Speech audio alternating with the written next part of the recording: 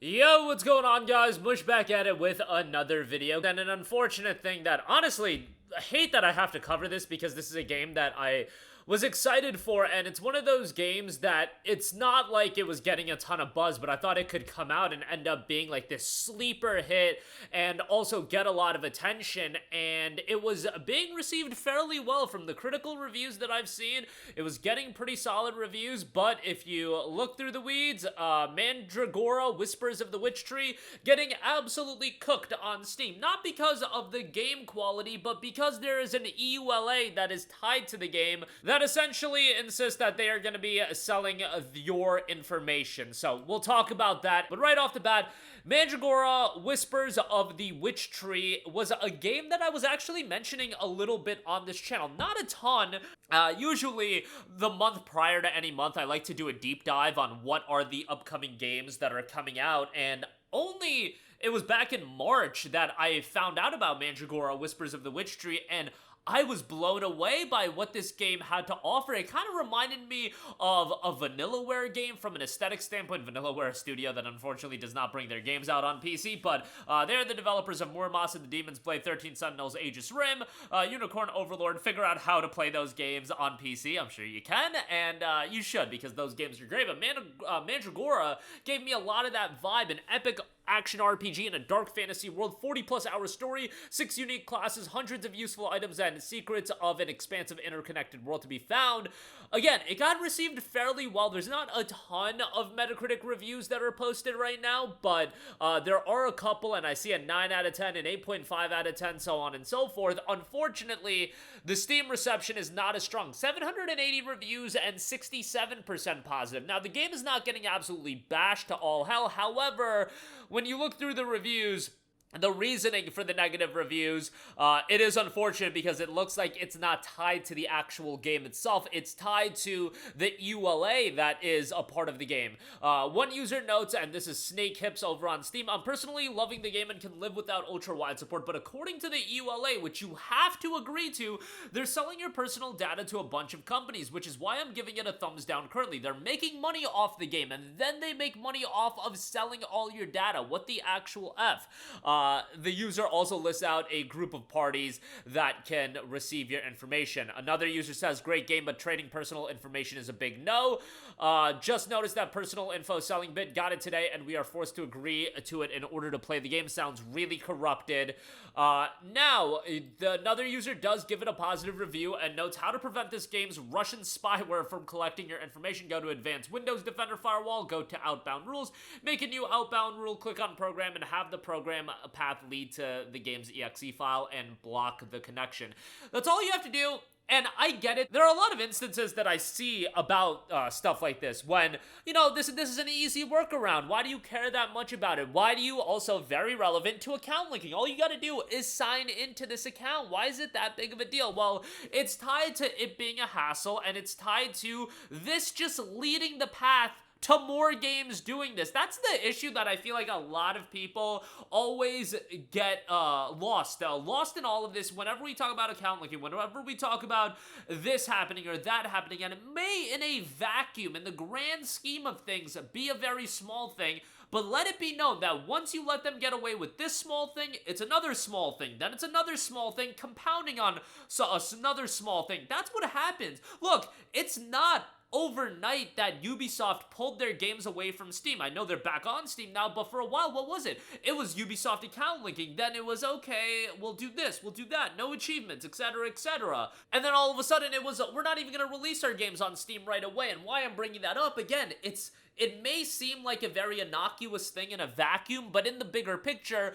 if there are other games that come on board with this, and this leads to that, into more of your privacy being tied to you actually playing a game and them having access to your information, well, who wants any part of that? Again, assessing it just in a vacuum, I always think is a difficult thing to do, and I think is a wrong thing to do, because you also have to look at what can be the long-term consequences, the long-term ramifications of everything going on.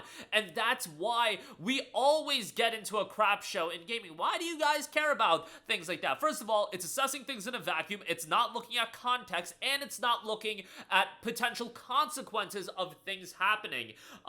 You know, I feel like it is very easy to assess things in a vacuum, and it leads to more easy to read social media headlines and things of that nature that'll gain traction. But when you assess things outside of a vacuum and you break down what the larger consequences can be, that is where a lot of the issues can be. The unfortunate thing is Mandreora, again, by the looks of it, people are enjoying this game. It's not a game that I've played myself, but I did mention it a few times, and I said that this game looks incredible. From a visual standpoint, from a gameplay standpoint, it looks great, and unfortunately, something like that is honestly just disheartening for a game that's it's not going to sell incredibly well. And there's actually a review that does have a developer response coming. The review was by user Goose, and then the developer responded, "Hey Goose, we understand your concern and we've created a dedicated sticky thread on that topic that contains all relevant information. Please note that it's in 2 parts. The original post and highlighted below is the answer." About the EULA hasn't changed. It's a standard agreement similar to what you'll find for most games on Steam and other platforms. After a thorough review, we found that some legal documents shown at launch weren't actually related to Mandreora Whispers of the Witch Tree. These have now been removed to better reflect the game's actual scope and functionality. You can view the updated ULA as well. They do note that they highly respect your privacy and comply with applicable laws, including without limitation the European Union General Data Protection Regulation, GDPR, and the California Consumer Privacy Act. So it does seem like that has been adjusted. And yeah, there is a gigantic comments back and forth section on there as well. You know, just unfortunate. I hate to see this when it is tied to a game that doesn't have a lot of attention. And something like this, again, can be viewed as relatively innocuous, but a game like this that's coming out to relatively little fanfare, let's just be honest here, it's currently at 2,700 concurrent players as I'm recording this video. The difference between a game having a very positive reception or overwhelmingly positive reception and a mixed reception in this day and age on Steam, that can be make or break. It could, being at a very positive Steam reception could be that snowball effect that leads to more and more people checking it out. I'm not saying that this game was ever going to sell millions upon millions of copies, but there is an expectation and a risk that is always associated with a game at this level, where it does have a little bit of a budget behind it, but you don't know the success level for a game like this. And honestly, a platform like Steam is where a lot of the success for a game like Mandreora is going to happen, and then maybe it'll splinter out into other platforms as well. But the fact is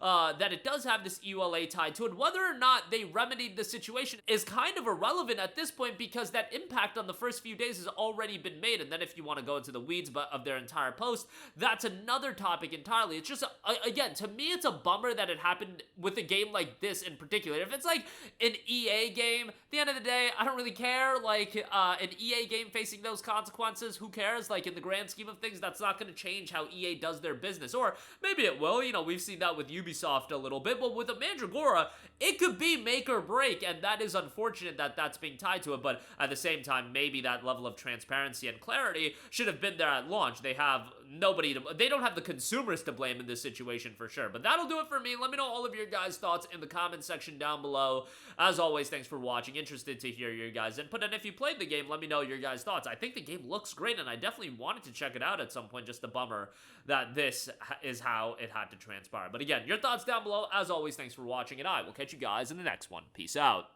Hey, what's going on, guys? Mush here again. Hope you enjoyed the video. As you guys might know, YouTube's notification system is sometimes a little bit wonky, even if you're subscribed to the channel. Maybe you're not abundantly aware that I uploaded a video. To remedy that situation, make sure you hit the bell notification button. This way, whenever I upload a new video, and I try to upload as consistently as possible, you will be notified directly of the upload, and you can watch it as soon as it goes live. I would really appreciate if you guys hit that button so you can stay up to date with all of the content I'm posting. But as always, guys, thanks for watching, and I'll catch you guys in the next one. Peace out.